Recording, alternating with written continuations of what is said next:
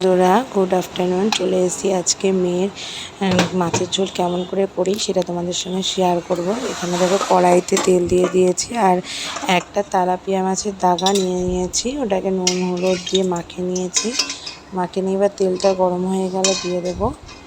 দেখো মাছটা দিয়ে দিলাম, দিয়ে হালকা করে লাল লাল করে ভাজবো। আমি বেশি হালকা করে ভাজি না, মাছটাকে লাল লাল করে ভেজে নেব।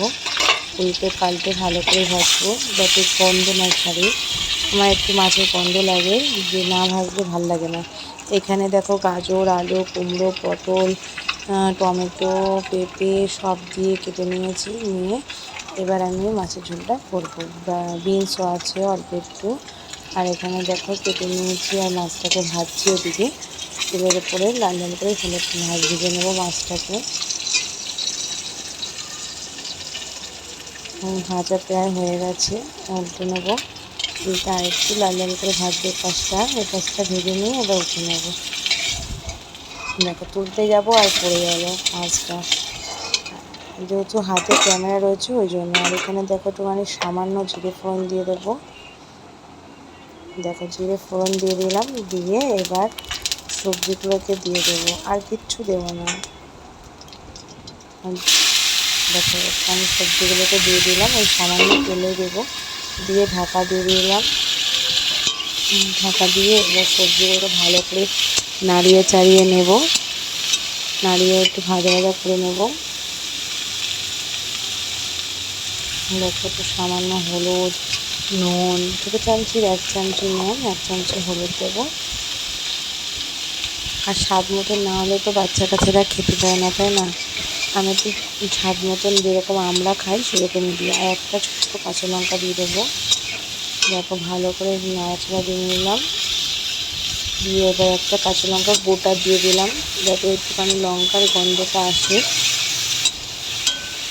এখনও যেহেতু ছোটো ঝাল দিই না ওর তরকারিতে, মশলাপাতিও কম দিয়ে আমি লঙ্কাটাকে ভালো করে ভাজবো।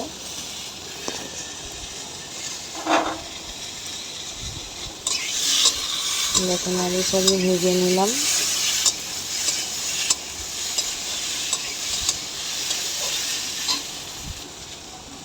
ভাজা হয়ে গেছে, এবার আমি জল দিয়ে দেবো। আর একটু নাড়িয়ে চাড়িয়ে নিলাম, নিয়ে এবার একটুখানি পরিমাণ মতন জল দিয়ে দেবো। সবজিগুলো যাতে সিদ্ধ হয় সেই পরিমাণ মতন জল দেবো। দিয়ে দিলাম, দিয়ে নাড়াচাড়া দিয়ে এবার ঢাকা দিয়ে দেবো। যখন ঝোলটা ফুটে উঠবে কিছুক্ষণ পর আবার আসবো, এসে ঝোলটা দেখো ফুটে উঠেছে প্রায়। দেখো ঝোলটা কি সুন্দর টকবক করে ফুটছে।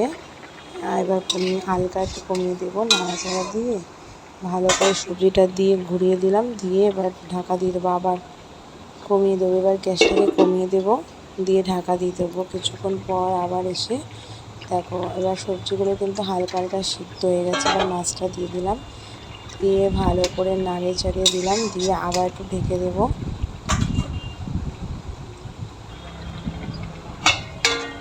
নাড়াচাড়া দিয়ে ঢাকা দিয়ে দিলাম।